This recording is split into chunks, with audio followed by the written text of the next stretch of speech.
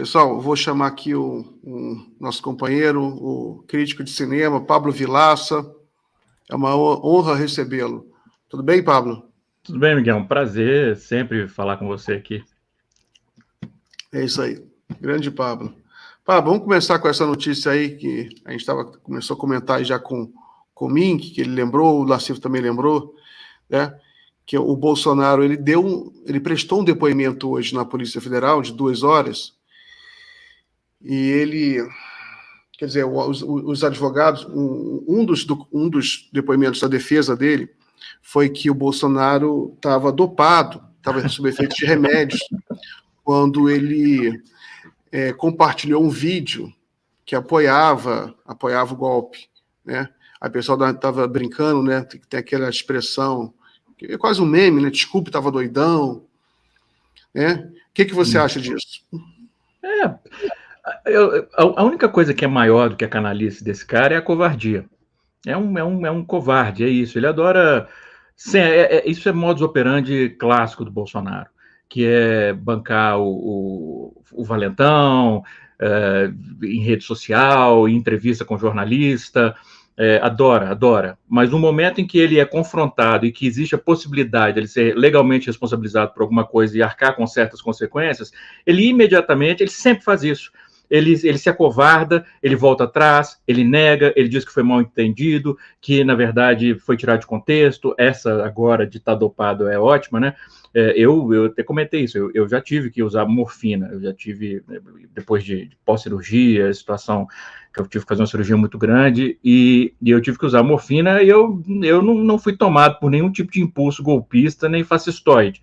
Não acho que a morfina altere o caráter assim, não.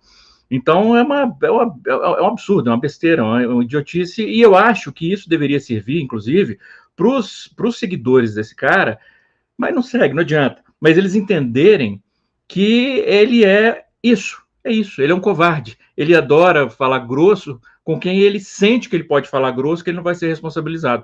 E eu espero, de verdade, que ele seja responsabilizado, porque até de um ponto de vista jurídico, eu fico imaginando o precedente que isso estabeleceria. Eu não tenho que, se eu fizer qualquer coisa de errado, eu não preciso arcar com as consequências, porque eu estava doidão. É um argumento jurídico absurdo, além de tudo. É ridículo. Muito bem. Tem essa outra notícia aqui também, que é uma notícia de hoje, notícia quente, é que a Justiça Federal determinou que o Telegram saia do ar porque ele não cumpriu uma ordem, um pedido da Polícia Federal de entregar dados completos sobre neonazistas. Isso dentro da investigação aquele conjunto de investigações contra a violência nas escolas. O que você acha disso? Eu acho que já passou da hora das redes sociais terem que ser responsabilizadas pelo que elas ajudam a propagar. É engraçado, porque eu não considerava, mas isso é, enfim, pela maneira como eu sempre usei o WhatsApp, Telegram até menos, mas enfim, para mim eu sempre coloquei o Telegram e o WhatsApp na mesma categoria, eu não considerava como rede social. Depois é que eu aprendi que tem muita gente que usa o WhatsApp como rede social. E as redes sociais, elas têm que aprender isso, que elas não estão acima da lei. Eu acho que isso é uma coisa que inclusive, deveria ser levada muito a sério em relação ao Twitter, principalmente.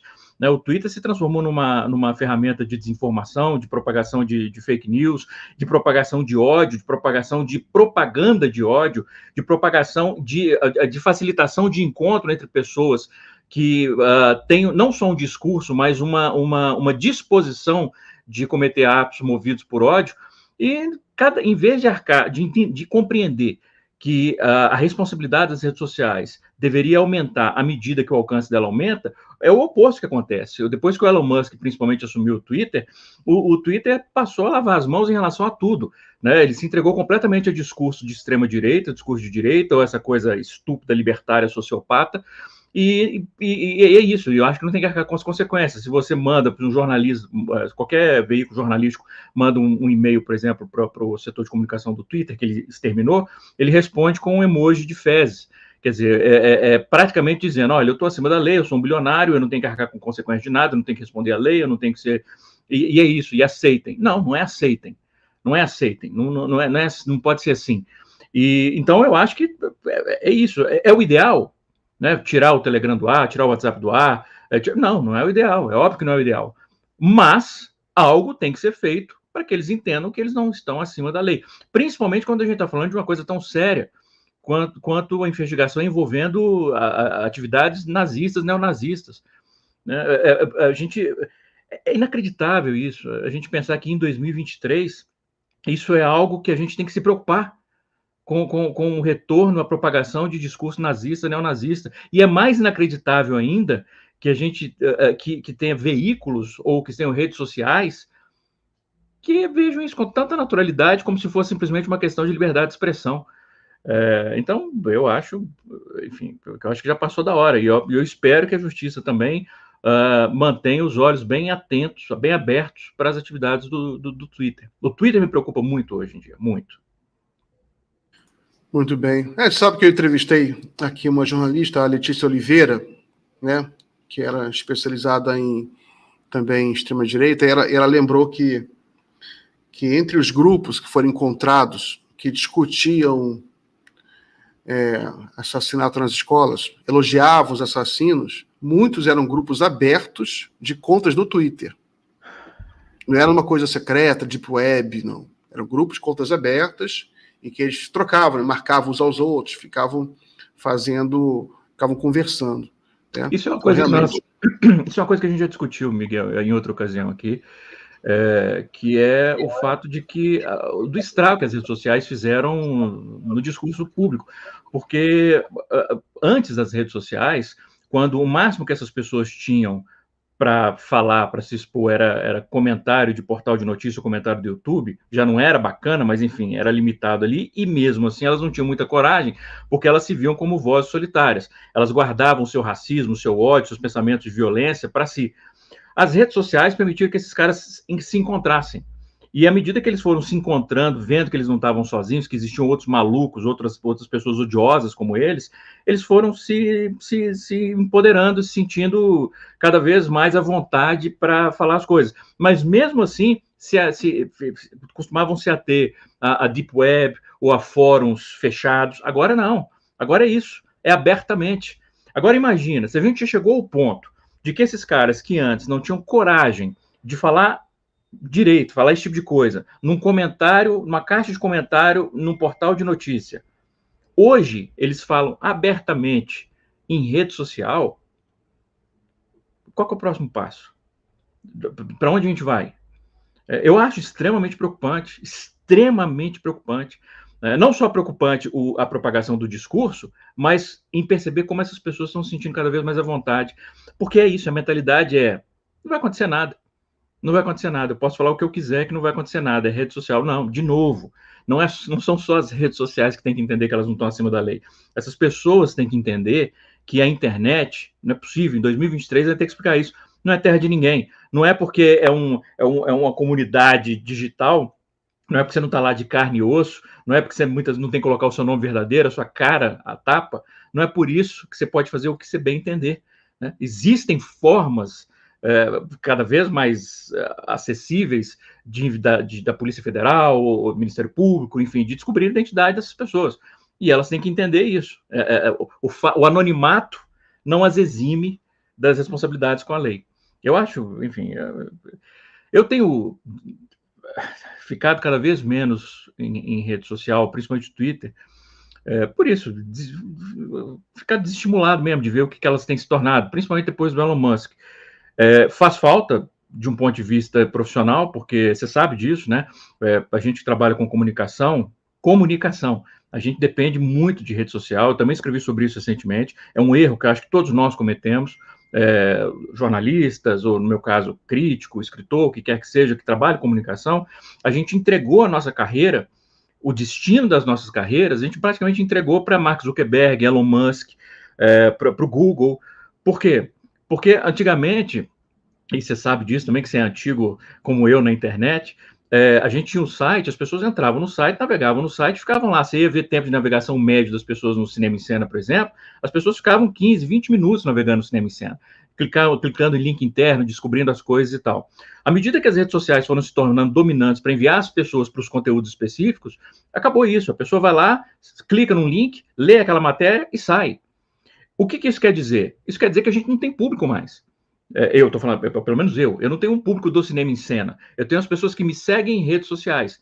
E quando eu publico algum conteúdo, seja um texto, seja um vídeo, seja o que for, um post no blog, eu tenho que linkar isso nas minhas redes sociais para as pessoas irem buscar. E depois que elas leram, acaba isso. Então, o que acontece? Se o algoritmo do Twitter, se o algoritmo do Instagram, de qualquer rede social, decide me esconder, fazer um shadow ban, né, me esconder dos mecanismos de busca ou simplesmente não distribuir os meus posts, acaba com a minha carreira. Destrói a minha carreira. Porque a minha carreira depende, a minha, a sua, de um monte de gente que trabalha em comunicação, depende de algoritmo de rede social. Então, é algo que eu estou tentando, em 2023, voltar no tempo, de certa maneira, e voltar a pensar como eu pensava no início da internet. Pensar que eu tenho que ter os meus espaços, que eu não posso simplesmente achar que o Twitter, que o YouTube, que quer que seja, é o meu espaço profissional. Não, tudo bem, eu vou usar como mecanismo de divulgação, mas o meu espaço vai ser o meu blog, vai ser o Cinema em Cena, e é isso. Porque senão, o dia que você escreve uma coisa que vai irritar o Elon Musk, esse grande defensor da liberdade de expressão, esse grande defensor do direito de todos expressarem, mas que, se você fala alguma coisa contra ele, ele vai banir, vai te bloquear, vai te expulsar do Twitter, vai dar shadow ban. Se esse cara, se escrever alguma coisa, ele ficar irritado, tirado do Twitter, o que acontece com a sua carreira? Enfim, são as preocupações contemporâneas do profissional de comunicação. Sabe que eu vou trazer uma notícia?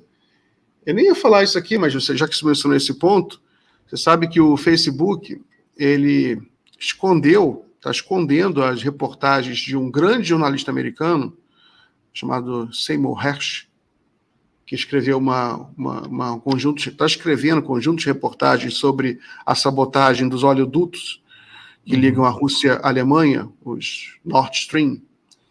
E o Facebook está...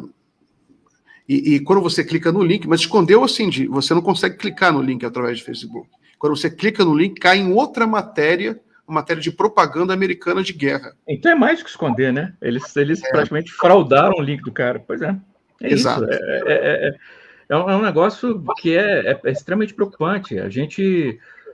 o Elon Musk fez isso no Twitter. Se você, por exemplo, colocar um link, por exemplo, eu comecei um blog no Substack no início de março, justamente por isso, porque eu via que muita coisa, por exemplo, que me vinha vontade de escrever, temas que me davam vontade de desenvolver, que antigamente eu escreveria uma coisa um pouco mais elaborada, mais extensa, e publicaria num espaço meu, seja o Cinema em Cena, fosse meu blog, eu virava fio no Twitter. Então, quer dizer, eu estava produzindo conteúdo de graça para esses caras. Aí comecei a publicar no Substack. E muita gente tem feito isso. O que seja Substack, Medium, o que quer que seja, mas em outro espaço. O que o Elon Musk começou a fazer?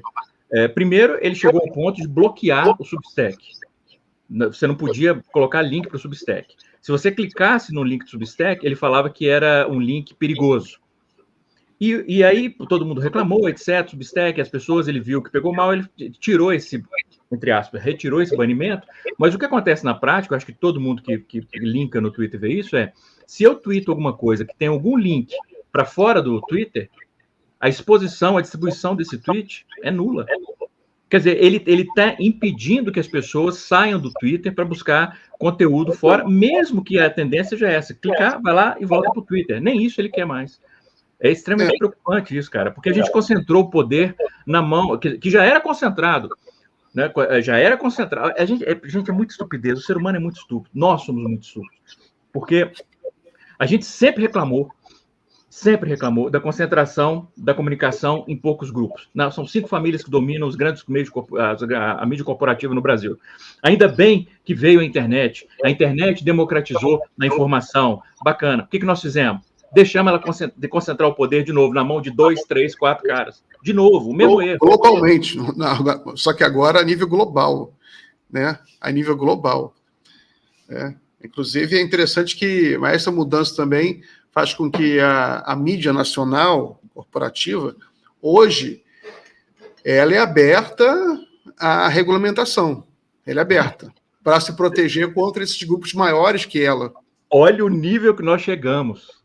A partir do momento que a mídia corporativa ela se coloca favorável à regulamentação, a gente é o tamanho do buraco que a gente entrou. E tem que regulamentar. Tem que regulamentar. Agora, eu espero que a esquerda, né, e o governo que nos representa tenha uma inteligência maior na sua estratégia de comunicação. Porque as coisas, por exemplo, que o governo Lula conseguiu fazer nesses 3 primeiros meses de governo, 3 meses e meio iniciais de governo, são muitas coisas notáveis. Tem tropeços e tal, claro, mas muitas coisas notáveis. Agora, os tropeços é que ganham destaque, porque a comunicação do governo realmente tem deixado muito a desejar, né? E aí o que acontece? Vai criando, de novo, uma negatividade em relação à atividade do governo, que é um negócio preocupante. A regulamentação é uma delas. A maneira de expressar, de comunicar isso para a população. O que é regulamentação? É aquele velho problema, né? Regulamentação não é censura, tem que explicar isso. Porque tem que ser feito? Tem que ser feito, né? A regulamentação das redes sociais é um negócio que é imperativo. É imperativo. Só que o que a gente vai ver, nós vamos ver a bancada evangélica, nós vamos ver a direita, que para eles interessa a desinformação, interessa a facilidade para propagar fake news. Eles vão usar fake news e desinformação para tentar conduzir a população para se tornar contrária à regulação das mídias sociais. E a gente tem que ter uma inteligência maior para lidar com isso, né? Espero. Tem outro desafio, queria saber a sua opinião sobre esse abacaxi aqui, ó. Hoje foi aprovado pelo Congresso Nacional a criação da CPMI dos golpistas, né? Que o pessoal está chamando, CPMI dos golpistas. É a CPMI que vai investigar o 8 de janeiro. Você acha, qual é a sua impressão sobre o que vai acontecer? Bom, eu sou um ponto fora da curva em relação a boa parte da esquerda, porque eu sou favorável a essa CPMI desde o início. Desde o início. Porque, para mim, era muito claro o que os caras queriam. Eles querem fazer o que a direita, os republicanos, tentam fazer nos Estados Unidos desde o 6 de janeiro deles lá, que é alterar a história, reescrever a história. Eles fizeram uma tentativa declarada, escancarada de insurreição, de golpe de Estado, como tentaram aqui, não deu certo, e aí eles se viram na posição assim, peraí, nós temos que reescrever essa história. Na verdade, não foi a gente que tentou dar um golpe de Estado, foi a esquerda que quis. E aí, quando o governo... E eu entendo as ressalvas em relação à realização da instauração de uma CPI, de uma CPMI, para poder discutir o 8 de janeiro, porque isso, eu entendo que a preocupação é dar palanque, dar palco para polarizar o discurso, para propagar mais desinformação ainda. Eu entendo tudo isso, para não gerar um tumulto político dentro de um Congresso que está dividido e o governo precisa do Congresso. Eu entendo tudo isso. Mas o que para mim era muito óbvio, desde o começo, é que se a esquerda permitir, esses caras vão conseguir convencer muita gente que, na verdade, não foi a direita que tentou um golpe em 8 de janeiro, assim como em 64, que foi uma revolução. Os militares tentaram salvar o Brasil da ameaça comunista. Eles vão tentar fazer isso de novo. Aí o que acontece? Quando chegou um ponto que ficou insustentável, de certa maneira, não ocorrer a CPMI, então vai acontecer e vamos escancarar. Eles começam a se apavorar, porque era um blefe. Ou era um blefe, ou era, na visão deles, vamos instaurar, mas a esquerda vai estar tímida, acuada, e nós vamos dominar a narrativa. Só que é absurdo pensar que pode dominar a narrativa, porque os fatos estão conosco. O que não falta é registro em vídeo, em áudio, em comentário de rede social, em mensagem de texto, registro de tudo quanto é forma sobre a atuação golpista dos bolsonaristas em 8 de janeiro. Não falta. Então agora, eu espero que, enfim, que o tiro que eles tentaram dar realmente saia pela culatra e a gente não permita nem que eles tentem ensaiar a possibilidade de reescrever a história, porque é o que eles querem. É o que eles querem. Muito bem. Muito bem. Pablo, um outro comentário que eu queria... Porra, falar uma coisa que não me deixa irritado, Miguel. Porque eu vou ficando irritado com a situação do... Eu estava tão otimista em relação a tudo, agora você está me deixando nervoso de novo. Não, eu vou te deixar mais calmo agora. Eu vou fazer uma pergunta para você sobre o Festival de Cannes. Eu não converso com você sobre cinema, Mas eu sei que vai acontecer, minha esposa, ela trabalha com cinema também, está indo lá para Cannes. Aí queria saber qual a sua expectativa para esse festival, como é que você vai fazer, você vai, como vai ser a sua cobertura e qual a sua expectativa para o festival desse ano? Cara, o festival desse ano, assim, eu estou com uma expectativa altíssima. Não só porque vai ter o filme novo do Scorsese. Scorsese é o meu cineasta favorito. Eu criei um curso de 27 horas de duração só sobre o cinema do Scorsese. Então, um filme novo do Scorsese, para mim, é Natal. Né? Eu estou ansiosíssimo com isso. Mas não é só por isso. A mostra competitiva desse ano, eles colocaram só gigante, cara. Só gigante. Você pega, se você for ver os cineastas que tem filme na mostra competitiva, não é nem mostra paralelo, não, é na mostra dos caras, ou sessão especial, ou fora de competição, não, em competição, só gigante competindo um com o outro. Então, assim, é meio que é meio que a Copa do Mundo cinéfila, de certa maneira. Só que a vantagem é que todo mundo pode ganhar, né? Assim, você não vai ter só um vitorioso. Para começar, todos os filmes podem ser maravilhosos e aí nós ganhamos com todos os filmes. Então eu estou muito ansioso. A programação tá realmente muito boa, pelo menos em teoria, né? Eu não vi os filmes ainda, mas em teoria a programação está muito boa. Eu vou cobrir o festival como eu faço todos os anos. É um evento assim. O Festival de Cannes, eu acho que para qualquer pessoa que trabalhe com cinema é um negócio que é quase que obrigatório. Eu não vou dizer que é obrigatório porque é muito caro. E realmente é difícil, principalmente para quem não trabalha dentro de algum veículo grande, não tem um apoio institucional, é difícil ir. Né? Então, assim, é meio crueldade falar que é obrigatório.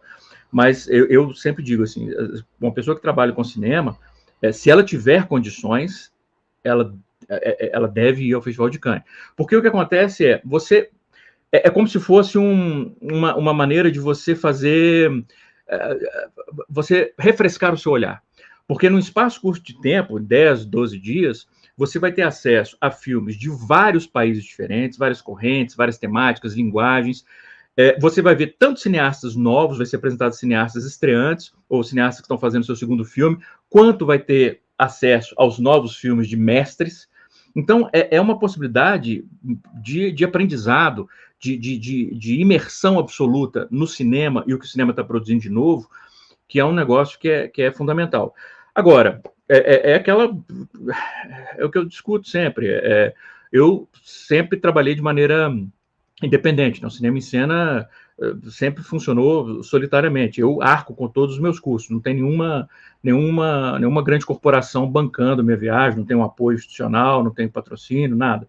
O que eu conto é, primeiro, com os meus recursos próprios, né, que vêm dos cursos, e enfim, e do que eu escrevo, e do apoio dos leitores. Né? Eu tenho um catarse do Cinema em Cena.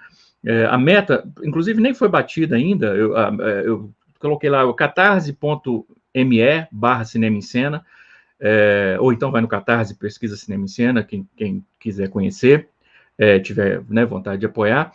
Mas eu coloquei uma meta para cobrir Cannes, que ainda está em 90%. Mas, assim, não tem como eu não ir. Então, eu vou tirar do meu bolso. Aliás, mesmo que essa meta seja atingida, ela não é suficiente para cobrir Cannes. Mas eu tenho que ir.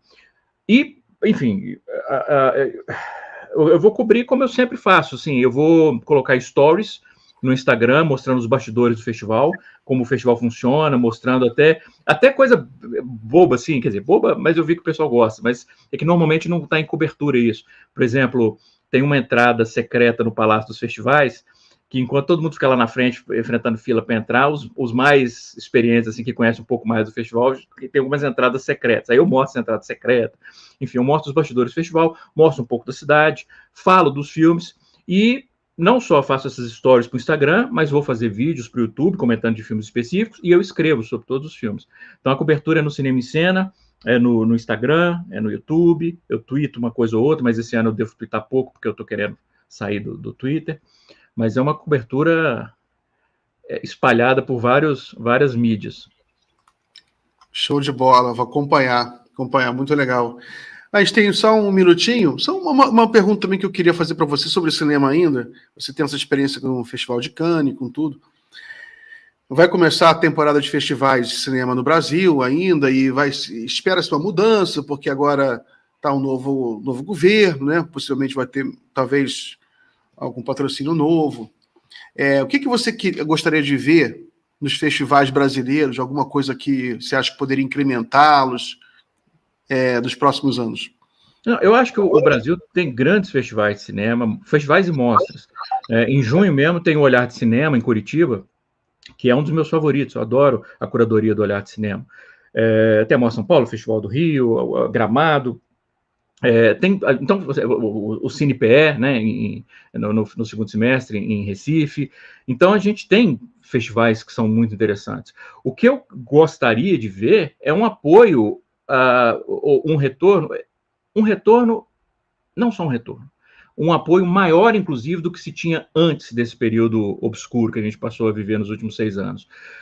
Porque os festivais, eles têm um potencial muito grande, não só de formação de público, que é muito importante, mas de apresentar filmes, inclusive filmes nossos, que eu acho muito importante isso, filmes brasileiros que muitas vezes não tem, o público não tem acesso a esses filmes, porque eles têm dificuldade de encontrar distribuição, os festivais acabam funcionando um pouco como isso, e é importante de um ponto de vista de cenário internacional também. O Festival de Berlim, o Festival de Cannes, o Festival de Veneza, o Festival de Toronto, Telluride, esses festivais, a Tribeca em Nova York, esses festivais, eles não têm só o objetivo de expor cinema do mundo inteiro, eles têm o objetivo de atrair recursos para o país. Então, eu acho que é importante essa visão de um ponto de vista de festivais e mostras como um investimento, né? Um investimento não só em cultura, mas economicamente mesmo no país de modo geral. Então, o que eu espero é isso, é que o Estado apoie, assim como, é engraçado isso, porque os liberais falam, não, porque lá fora, se você for ver Festival de Cannes, se você for ver Festival de Berlim, Festival de Veneza, todos esses grandes festivais, quando você vai ver a vinheta do festival que passa de cada filme, você vai ver lá gigantão, que tem um apoio do governo do país ao festival, né? Quer dizer, porque é isso, precisa ter. E eu espero que isso também, esse apoio cresça, se torne cada vez mais, que se torne maior para os nossos eventos aqui. Muito bem, Pablo. Terminamos aqui nossa conversa. Sempre muito bom conversar contigo, né? Prazer. Terminei com a Alta Astral, falando de cinema. Né? Tem que terminar assim, né? Senão a gente termina e vai embora e todo ano, meu Deus. Mas é isso aí mesmo, entendeu? Viva a cultura. Também estou esperando um bom festival de Cannes. Eu não vou, mas minha esposa vai me informar, e eu vou acompanhar também pelo seu site. Então é isso aí. Muito obrigado pela participação. Um forte abraço e volto sempre. Obrigado, querido, por me convidar. Volto com prazer. Valeu, Pablo. Guilherme, pode fechar as cortinas e abraço a todo mundo, pessoal. Até amanhã. Oi, gente. Vocês sabiam que a Fórum foi a primeira a noticiar que teve gente do Exército dentro do Palácio do Planalto ajudando os vândalos do 8 de janeiro a fugir?